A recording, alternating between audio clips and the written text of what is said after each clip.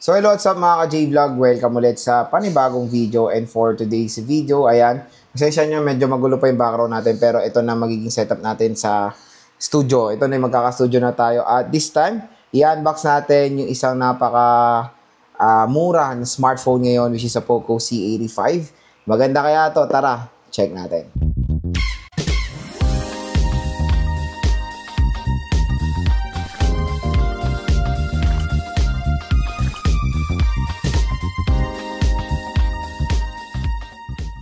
So yan sa mga naghahanap ng very affordable na smartphone ngayong 2025. So ito na rin ang perfect smartphone para sa inyo, the Poco C85. So itong smartphone na to ay kakalabas lang dito of course sa Philippines. At meron tong SRP. Let's check yung SRP na ito. Ang SRP ng Poco C8, let's check yung SRP na ito. Ang SRP na ito for the 6GB 128, guess what? Nasa 5499 lang siya. Tapos yung 8GB 256 na ito mga ka-J-Vlog, nasa 6499. Pero again, there's a possibility na pwede nyo makuha ng 4 Plus itong Poco C85 pag clinic nyo yung ating View products. So dito sa ating View products kasi mura at bagsak presyo lang dyan ng Poco C85 kasi meron pong special voucher na naghihintay sa inyo pag clinic nyo yung ating View products dito. So yun, there's a possibility na makuha nyo to ng 4,000 plus for the 6GB 128. At pag nagganon nyo lang nakuha ito, sobrang sulit po nyan mga ka-J-Vlog. Ang ganda rin ng specs na ma-offer neto Poco C85. Yung nabili nating color is color purple. At sobrang bilis lang naman ito dumating sa atin. Wala pa naman 1 week dumating na to sa atin. At in order pa to overseas pag bibili kayo sa online. Pero no worries, very safe naman yung atin. So no worries, very safe naman yung pre-provide nating link kasi official store yan ng Poco. Tapos meron pang special voucher na naghihintay sa inyo ngayong magna 99 sale na. At free shipping pa yan. So tara mga ka-J-Vlog, samahan nyo unbox itong 6GB 128 na Poco C85 in color purple. So yan, let's unbox the Poco C85, ang bagong labas na budget smartphone ngayon ni Poco. At ito yung kanyang box, very identical din of course sa mga ibang Poco smartphones. So sa gilid, Xiaomi HyperOS, Poco C85 with favorite Google apps. Google is a trademark of Google LLC. So, ang kinuha natin is yung color purple, 6GB, 128GB of internal storage. So, very affordable lang na smartphone. And, eto na siya. So, syempre, nung in-unbox, so, inopen natin siya upon receiving kasi kailangan rin natin maging mapanuri sa online. Pero, very secure naman yan, don't worry. Para lang meron tayong protection. So, ang laki ng battery niya, 6K mAh battery, 6.9 inches. So, mga ganda ngayon sa Poco smartphones is yung smartphone nila na 6.9 or malaking display is palapad na sila, hindi na pahaba. Powered by 33-watt fast charging, powerful octa-core processor, and a 50 megapixel AI dual camera. So, check natin yung mga inclusions. Ayan, nandito ang ating Type-C cable, si paring brick na 33 watts. So, very, important na 33 watts na talaga. Wala absent talaga si paring earphone. Ito si baby SIM eject tool. And meron tayo ditong quick start guide and warranty card. Safety information, and of course, ayan na si Maring Jelly Case mga ka-J-Vlog. Present dito sa ating unboxing video. Ayan, tanggalin na natin sa plastic ang Poco C85 and tingnan natin to in color purple. So in 3, ayan. So maganda naman kahit papaano yung design. So medyo medyo maganda na yung cursive na siya, Poco C85. And ito, tanggalin na natin yung stereotyping when it comes sa sticker ng mga ganitong smartphone. Tanggalin nyo na po to dahil ang pangit na ito pag matagal, bumabakat. At hindi po yan kailangan sa warranty. Ang kailangan po is of course yung box and yung serial number. And ito yung kanyang camera module. Very iba siya when it comes sa mga budget smartphones today na parang mini-mimic yung iPhone 16. Pero dito is square shape camera module na sobrang laki din. Kumbaga doon sa Xiaomi Redmi A3X is circular na malaki. Ito is square shape na malaki siya. Pero again, ang camera talaga niyan, isa lang na yan lang. Ito is parang sensor lang talaga, very useless. Flash at design lang siya. So, syempre, pag tinignan nyo ng malayuan, para siyang quad rear camera, pero it's a single camera lang siya. So, kinuha ko is kulay purple, parang iiba naman. Ang ganda nito, very siya, unique ngayon sa Poco. Ayan, cursive na Poco C85. Di ba? Ang ganda. Polycarbonate back, two-tone siya. Ito is parang matte something na ito, smooth. Yung itsura lang pero overall pantay yung kanilang yung texture. Tapos itong C85 na to is nakakapanyo siya. O di ba, all goods. At ang nakakatuwa dito, 6K ang battery niya pero manipis din naman in fairness itong Poco C85. So nandito sa right side ang ating power button, / fingerprint scanner and volume rocker. Sa taas sa mga smartphone, wala tayong makikita. Sa left side is yung SIM tray. Sa baba naman ng smartphone is a 3.5mm headphone jack, microphone Type-C port at yung speaker grills. And sa bibili ng C85, good news, naka-pre-install ni screen protector na ito out of the box. So open na natin si Poco C85.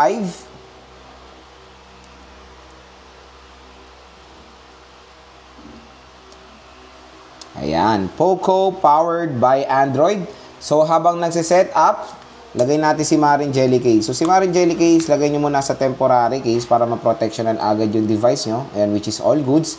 So setup ko muna to, balik ako kayo. So yan, na-setup na natin si Poco C85. And syempre, ang unang napansin ko dito na sobrang nagustuhan ko is yung kanyang aspect ratio is palapad na siya, hindi po siya pahaba. Which is mas better for me. Na-miss ko yung ganitong aspect ratio sa mga smartphones before. Kasi ngayon, pag malaki ang screen mo, matic, pahaba eh. Ito, palapad siya. So, 6.9 inches.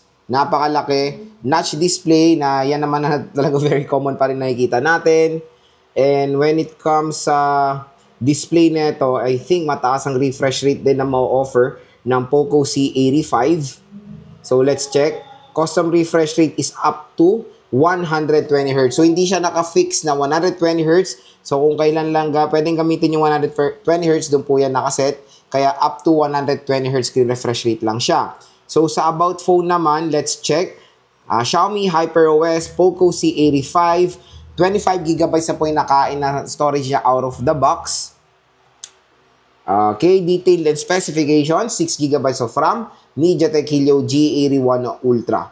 And syempre, napakalaki ng battery na itong smartphone na to, which is for me, when it comes sa display niya, ang ganda, to be honest, ng display quality rin netong Poco C85, even though na HD Plus 720p lang siya, for its price tag, okay pa rin naman yan, kahit papaano. So yun, na-unbox na natin.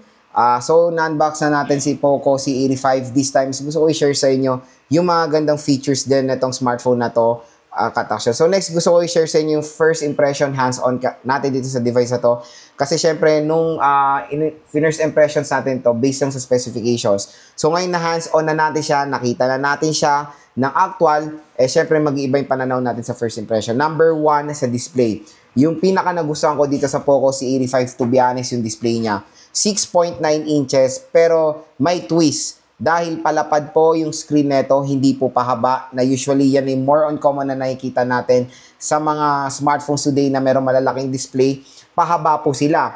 Pero dito sa Poco C85, palapad po yung display neto, which is mas better for me. At ganito kasi yung mga aspect ratio before ng mga smartphone na natutuwa ako na bumabalik na yung ganitong aspect ratio sa device na malapad tapos malaki yung display. Na mas okay for me yung ganitong form factor. At yun nga, HD Plus 720p is very normal naman sa ganitong presyon ng smartphone na makuha nyo to ng 4,000 to 5,000 pesos. At syempre, naka 120Hz screen refresh rate na si Poco C85.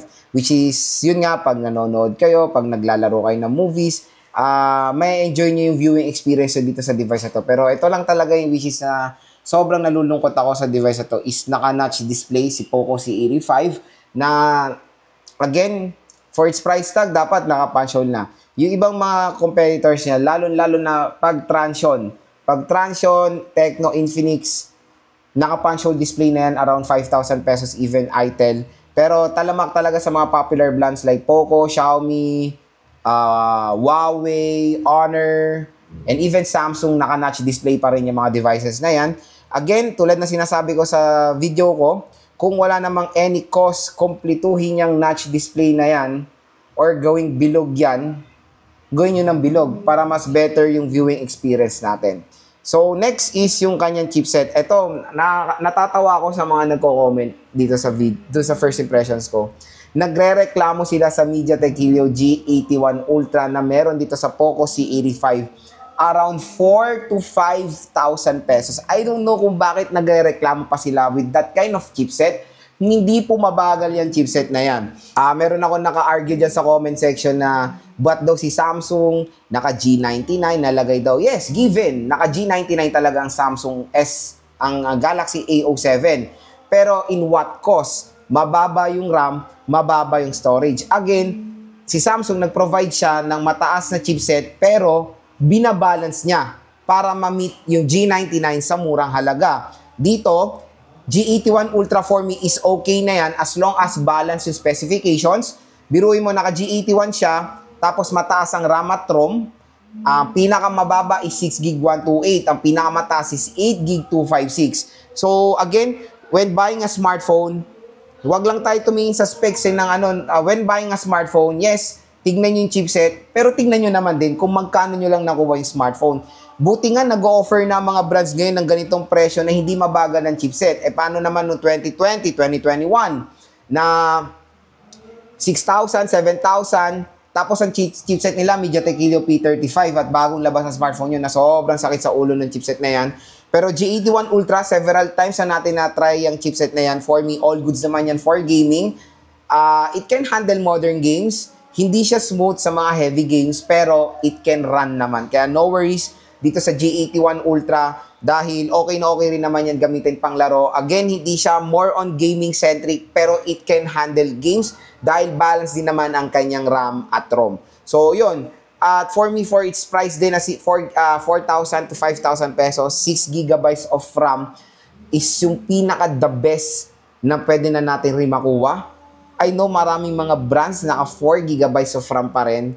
Pero let's appreciate po ko na nakalagay na dito is 6GB of RAM na. Next mga ka-J-Vlog, pagdating sa kanyang camera, meron tong equipped na 50 megapixel main camera. So let's hope sa ating full review mag-iba yung pananaw natin sa camera neto. Pero parang nadala kasi ako doon sa Poco C71 and the Xiaomi Redmi A5 na 32 megapixel sila pero ang crappy ng quality. Pero mali natin pag round 5 to 6,000 pesos sa iba yung pananaw natin for the 50 megapixel camera ng Poco C85. Kaya stay tuned lang sa ating camera test or sa full review natin dito sa device na to.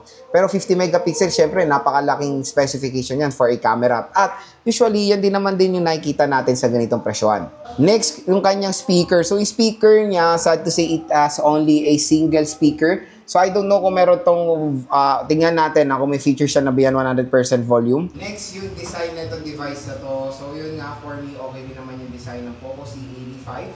At natuwa nga ako sa overall form factor niya. Mas palapad siya. Yun yung parati ko sinasabi na mas okay yung form factor na itong Poco C85. And, to be honest, pag ginamit niyo ito outdoor, ang laki ng camera mode niya is perfect. Pero in reality, ayan lang yung camera niya ito. Maliit na to. Kaya for me, the design, very minimalist. At yun nga, medyo bago yung ganito nila po ngayon, yung may cursive na ganyan. No? So, when it comes sa design niya, kung i-rate ko for a budget smartphone, $1 na highest, ang score ko sa design niya is 8. Next, yung battery. Battery talaga yung pang-battery ng Poco C85 dito dahil ang laki ng battery niya, 6,000 mAh na removable battery capacity. So, syempre sa mga consumers na naghahanap ng makunat na battery ng smartphone, ito maganda rin i-recommend. Kasi ngayon, ang smartphone is na natin yan, kumbaga partner na natin yan sa natin yan sa trabaho natin, sa lahat. Kumbaga na to kailangan na natin to sa buhay natin ng smartphone. Kaya yung iba, hindi natin talaga maiwasan na naghahanap ng smartphone na merong makunat na battery kasi ginagamit na sa trabaho, ginagamit na sa negosyo nila, sa school, and of course for multimedia. At karamihan naman na rin ng mga brands ngayon, naglalagay na sila ng mga battery na malalaki ang battery capacity. Nagsimula yun noong 2019 na 5K mAh. Sobrang nag-boom yung ganyang battery capacity. Ang tataba nun. Tapos ang bigat, 5K battery kasi naramdaman natin malaking battery. No? Pero ito, nakakatuwa. 6K ang battery pero magaan at slim design itong device na to. So, let's appreciate the innovation of smartphone na yung 6K mAh battery na maintain na nila sa manipis na smartphone ngayon na which is very convenient. At maganda rin yung tenero nilang charging rate dito, 33 watts. And tulad na sinabi ko sa mga ibang video ko, ang pinaka-the best na talaga na magandang i-turn for 33 watt fast charging is for 6,000 mAh battery capacity is 33 watt fast charging. Kasi syempre, kung malaki yung battery capacity, dapat mabilis din yung charging rate na i-offer ng brand. And let's appreciate po kung na ganyan yung nilagay nila. Meron akong isang brand na in-unbox, 6K yung battery pero 15 watt yung charging rate. So sobrang sakit sa ulo nun at sobrang tagal siyang mag full charge kumbaga. So parang tinernoan mo yan ng 10 watt charging rate sa 5K mAh pag 6K ka tapos 15 watt fast charging rate. So again mga ka-J-Vlog, yun yung isang napakaganda rin dito sa Poco C85, yung kanyang charging rate. So for me, this smartphone is very affordable, napakasulit. Hindi pumabagal yung chipset nito. Again, hindi pumabagal yung chipset nito, kaya sana hindi na natin maiwasan magreklamo sa chipset na ma-offer nito. Kasi tignan nyo parati kung magkano nyo lang nakuha yung device. Magreklamo kayo kung G81 Ultra, tapos nakuha nyo ng 7K, 6K, pero 4,000 pesos. Napakasulit po niyan mga ka-J-Vlog. Tapos yung 8GB256, there's a possibility na makuha nyo rin to ng below 6,000 pesos. Naka 8GB 256GB of internal storage na kayo. So again, kung gusto nyo makuha to ng sobrang mura, i-click nyo na tong view products natin dahil dito sa ating view products, below SRP lang po. Itong Poco C85. At pag dyan kayo bumili sa ating view products, makakuha pa kayo ng special voucher galing dito sa YouTube dahil yun nga, pag dito kayo bumili sa atin sa video natin, makakuha kayo ng malaking discount pag chinek out nyo itong Poco C85.